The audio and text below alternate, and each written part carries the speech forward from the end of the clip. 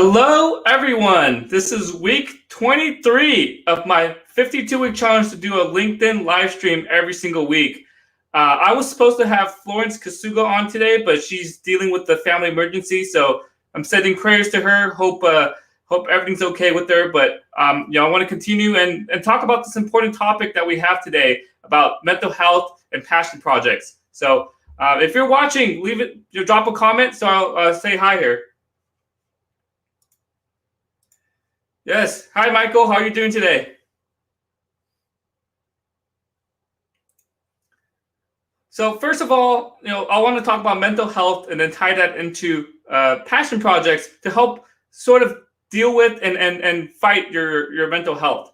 So first of all, why is mental health important? I think that you have to take care of your body. You got to take care of your mind, or else you can't do anything. If your body is in terrible shape, if your mind is in terrible shape, you just can't go do anything. You just got too many distractions. Your body's not physically able to do things. So you got to take care of your mental health and also physical health as well. And then in a little bit, I'll talk about how you can take care of your mental health as well. But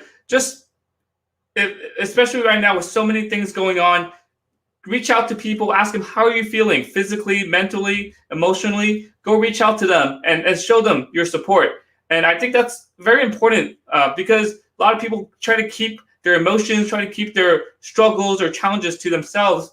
You want to make sure you share that with people, because people out there have different experiences that they can share with you, that you can learn from, and you can go learn from them. Hi, Matt. How's it going today?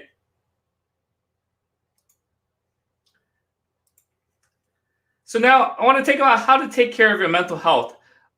First of all, I think you just have to recognize what is causing your mental health challenges or mental health issues. Is work stressing you out a lot? Are you just dreading going to work? And I think for this situation, you have to break it down a little bit and ask, why is work giving me all these issues? Why am I stressed out about work? Maybe it's a particular person that you work with. Maybe it's your manager. Maybe it's just your work situation. Maybe it's the commute. Maybe it's just the work time. Maybe it's just too many things going on. And by approaching it and breaking it down and recognizing what is causing all the stress, what's causing all the issues, you can go attack it. So perhaps you have a coworker that you just can't work with. They're just giving you stress. They're just being an a-hole. Go talk to your manager. Go talk to their manager and say, hey, I just can't work with this person. If you have issues with your manager, you have issues with your job, that's a sign for you to move on. And you'll be in a much better place mentally, emotionally, everything, if you remove yourself from that situation and go find a new job. Finding a new job is definitely very challenging. It's difficult, but you got to take care of your body first. You got to take care of your health and mind first. So do what you can to remove yourself from that situation. Yep. And then Michael, good to see you're doing well. Same with you, Matthew, as well. And if you're watching, I'm going to drop a link to the StreamYard where you can join me live and join me here live and talk about mental health and passion projects. I'm going to put the link right here. So click the link in the comments if you want to join me here and just talk and then join the conversation. And if there's other things going on, maybe maybe your friends are just being terrible to you. Maybe they're not treating you well. You got to take a break from the situation. Take a break from whatever's going on. I just recently went on a trip to Hawaii, to Maui. Just came back. I look a little darker today than last week. But you have to take breaks from things that are stressing you out. So you can go on vacation. That's a much longer. But take an hour break. Take a 2-hour break. If work is stressing you out during the day, just take a break, go for a walk for an hour, clear your mind a little bit, and then go back to what you're working on. And while you go, take that break, take that mental break for an hour or so, it helps clear your mind and new ideas come to you. So if you're stressed out about a certain situation, you don't know how to fix a situation, you can't come up with a solution, just take that mental break and it would really, really help you out. And then another thing you can do to take care of your mental health is to focus on other things as well. And this is why I want to talk about passion projects. So with your passion projects, it's something that you have a passion in. You automatically enjoy doing it. You automatically have fun when you do it. It's whether it's the people you're with, whether it's the activity you're doing. One of my passion projects is doing these live streams on LinkedIn. Yes, I would admit it stresses me out sometimes when I'm on vacation. I got to plan it around, make sure I do my live stream. Today, my guest couldn't join, but I still made sure to continue and talk about this topic without her. So with these passion projects, they bring joy to you. They put you in a positive mood and make you happy. So you got to find passion projects that something you can do, something you can go work on when things are going tough at work, at home, or whatever you're working on. So I like doing my live streams on Fridays. I don't work on Fridays, so this is what I do here.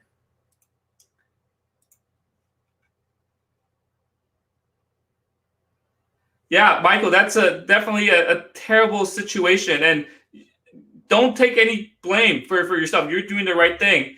You got to take care of your body. If it's super hot out there, and you can't get shade, you can't cool down, and they're putting your health at risk, that is definitely a terrible situation. And then they're trying to make you guilty.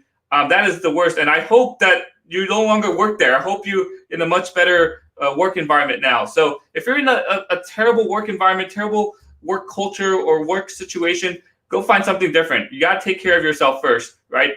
Don't worry about the work. Someone will cover for you. Someone will take care of your work. And if they put any guilt on you, put any blame on you, you got to take care of yourself first. So thank you for sharing, Michael. Some of my, I want to go back to passion projects.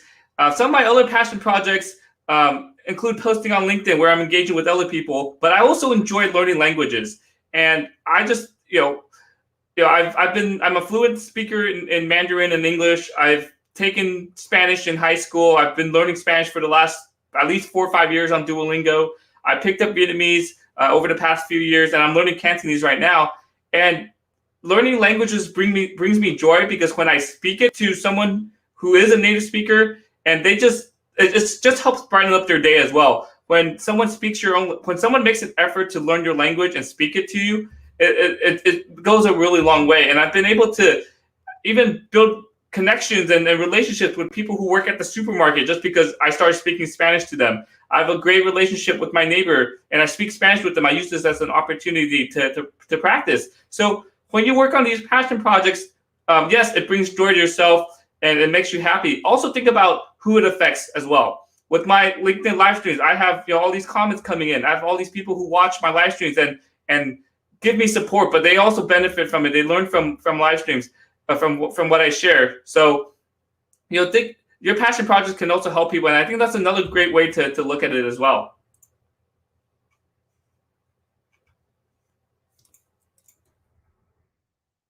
Yeah, and Michael, if you want to share on this live stream here, click on the link in the comments. I'll add you into the live stream here. We can chat. So if you have other passion projects that you're working on, join that StreamYard link and we can share it live here. So I just want to hear from people, and it's just great to hear from other people's experiences.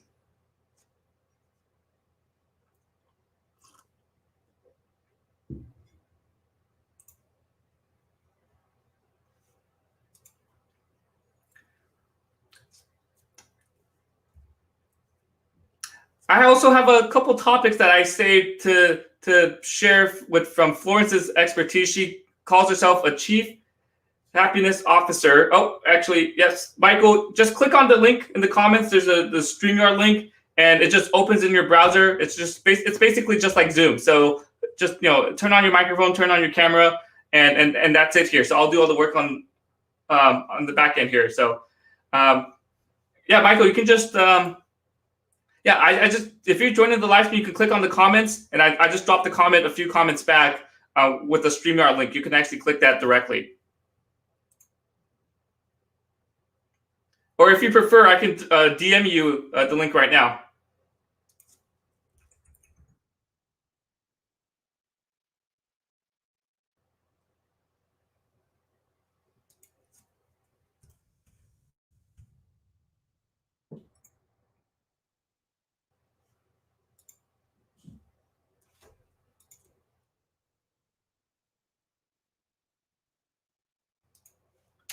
All right, Michael, I sent you a direct message, so you can go also to your messages and click on the link there.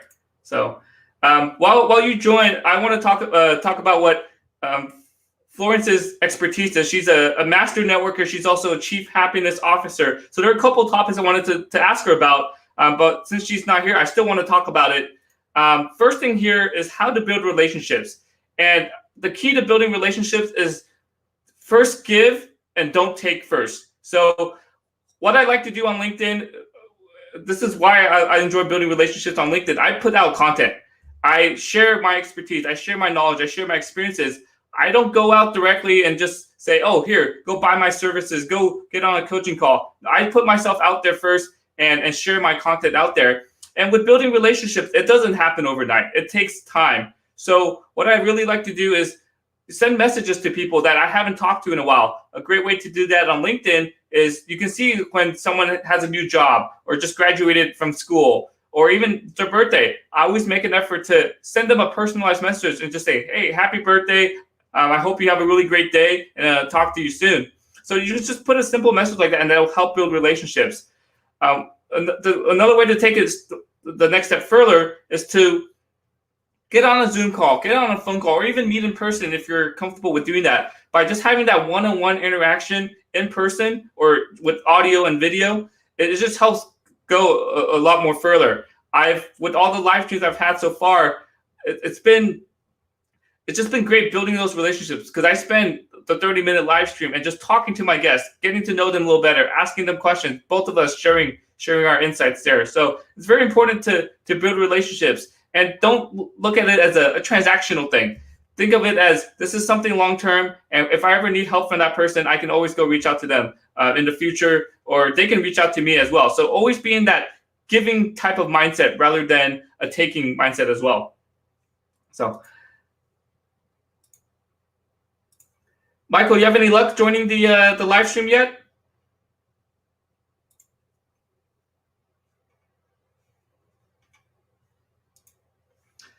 Yes, it should work on iPhone. You just click on the link here. It should open up in your browser.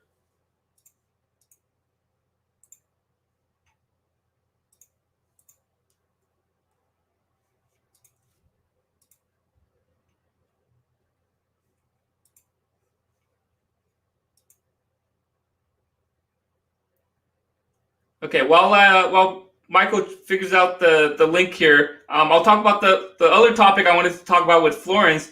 She's a chief happiness officer. I really like her positivity. So I was going to ask her, how do you define happiness? And there's not really a right answer to this, but everyone has a different answer to how would you define happiness. For me, I'm always a positive person, always an optimistic person, and I just appreciate the situation I'm in, especially with last year with the COVID situation, with shelter in place. Michael, I do see you here. Give me a couple seconds here. With the pandemic, I just learned to appreciate the things I had. I was still employed. I got to work from home despite losing a lot of my work responsibilities. And, I wouldn't say I was completely happy, but I was thinking of, I'm blessed to be in this situation to still have a job during the pandemic, even though it's not something I wanted to do. I'm safe. My family's safe. We're all healthy. So it's just great it's just good to have that perspective, have that positive outlook on, on what you have already. Appreciate the things that you have. So, Michael, I'm going to join you to the live stream here. Give me a sec here. Yep. How's it going, Michael? Good. Give me 1 sec here. Let me delete the background. Let me add this one here. And yeah, how are you doing today, Michael? Good. Doing great. Yeah, do you want to share kind of your situation, your work situation where it was just affecting your mental health and how you were able to change it, perhaps? Right. So what happened was, like, I was working in the postal office as a carrier, and the management is just like deplorable. Like, they just want people to just work. Like, I don't care. Like, they don't care, like, if you're exhausted or thirsty or hungry. You got work. or else they'll like really, nitpicking on you, like start calling you, start like, if you don't, I'm gonna set some expectations from you, like this and that. So I didn't quite like it. Also, they're not supposed to do that because you're not taking of your health right. Because Yeah. like it's hot out there. We can't do it really fast unless we want to, start and pass out and having accidents whatsoever, right? So I got passed out. I kind of fainted, and they're starting to get really, really mad. Mhm. It's like I don't get it, So I just quit. Just quit. Yeah, maybe find other things to do, find other passions. What did you end up doing after that? Did you find a new job? Did you take some time off? Did you just work on a different hobby? Took some time off, find new jobs, or find other positions in the post office. Like somewhat better than that. Hmm. Are you in a much better situation today than what you were before there? Yes. So it's good to see that you're able to find a job at least at the same workplace, and it's just I guess the that poor workplace environment or culture is just very isolated to that team or to that group. But it's good that you're able to stay within the company, just find something different there, and I hope that old team or old groups stop bugging you about that time. Right. And they just pushed like, other people quit just because it's my fault. That's where I started to get a little, iffy. Yeah, and it's not your Like, fault at all, right? I mean, no, it's obviously not. yeah. I think what probably happened is let's say you have a team of 10 people, right? And you leave and you left for a right reason. Now you have 9 people doing the work of 10, right? So now everyone's working 10% more, and then more people leave because they're getting burned out, right? And you obviously got burned out. It was affecting your health. So then more people leave. So now 6 people are doing 10 people's worth of work, and it just goes on and on. And they're just putting you out as a scapegoat, right? And they're just not fixing the situation. They're just treating you and Right. the other employees just pretty much as crap. Right. The management is like crap over there. Yeah. I just don't like the management. I Hmm. feel, I believe that they really should step up their management skills. Yeah, I agree there. Because because when the management started, they started as carriers, and now they just work to the management. Like I don't know how they got to the management, but it's a little fishy right there. Mhm. Yeah, Something is I had not right. mhm, definitely. It's just sometimes that behavior just it's widespread, right? So it comes from the top down, or just bad people getting promoted to positions that they shouldn't be in. And then some people who end up getting that manager title, they don't treat it in the right way, right? Because as a manager, you're supposed to lead people. You're supposed to Set a put your good role team's model. interests, Yeah. the individual's interests, in their best interest in mind, right? Not your best interest. And some people just say, "Oh, I'm a manager now. I got the title. I can do whatever I want. I can crack the That's whip or exactly whatever." that's And what they're doing right now. That yeah, is what they're doing. They think they have like the whole right, which they don't. They're not entitled to.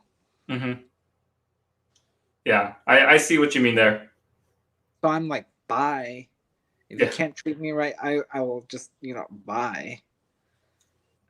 yeah, I think Get you did something the else. right thing. So, yeah, Michael, do you mind sharing? Do you have any passion projects that you're working on, or any hobbies that you enjoy doing? Since Oh, we I have that like topic as well. right. I like gaming. Gaming. Yes, I just use gaming a little bit as a de-stress. Reading, What kind of gaming? Just like PC gaming or console gaming, or PC, what games do you play? PC, PC. Okay. What kind of games? Or what games do you play then? Nexon Dungeon Fighter Online. Okay. When I when I was younger, I used video games as a way to de-stress or to just like, hey, take my mind off things. But then there's certain games just add more stress because you just can't beat it, or you just get, or especially when you're battling someone online or something, then it's just like it just stresses you out as well. So, but hey, if it's something you enjoy doing, more credit to you. So I can see that. I just watch. I also like to watch, TV series like Workaholics to laugh out the stress. Like, ha ha ha ha ha ha. No, that's a great idea as well, right? So find things that you can do. Find your hobbies that you enjoy doing, and it'll help take your mind off things. So it's definitely. I think I think the key is to remove yourself physically from that situation. So I think for you, at work it's a terrible situation, but when you're at home, you don't have to deal with that type of stress. So you can focus on watching TV, playing games, and things like that. And I think that it's a big relief as well. Right. So, yeah. Anything else you want to add, Michael? Also, oh my God, I'm a little shy, but can I just add more onto like what happened, past few months? Yeah, go ahead. If you feel comfortable sharing it, go ahead and share. Of course. So what happened was all the people just quit the carrier. It's like, if you can't treat me right, I'm gonna leave. Because guess what? To the 5 people, they left. Mm-hmm. It's like what I did. So I'm feeling it's their choice. It's not like it's not my fault. Mm-hmm. Yeah, like I said earlier, they're trying to put you as a scapegoat, and that's that's part of the culture, right? They're just putting the blame on others and not looking at themselves to fix the situation or figure out what's wrong. They're not looking at themselves in the mirror. Yeah, it's also important not to take it personally because they're just venting for some reason. I never take their words seriously because they get mad all the time. They can't even finish their job sometimes. It's like, oh my God this, oh my God that. So yeah, that's why I said you got to take care of yourself first, right? So you did the right thing, and I'm glad you're in a much better place. So today. Mm-hmm. All right. Thanks for joining, Michael. Is this your first time on a live stream? Yes. Yeah. No. Thanks for joining, and I appreciate you sharing your story there. It definitely takes a lot of confidence to do that. So appreciate you sharing your example, and I think a lot of people would resonate with that story as well. Just being in a terrible work environment and terrible management, and just being able to find a way out. Mm-hmm. All right. Hey, thanks for joining, Michael. Talk to you soon. Talk to you.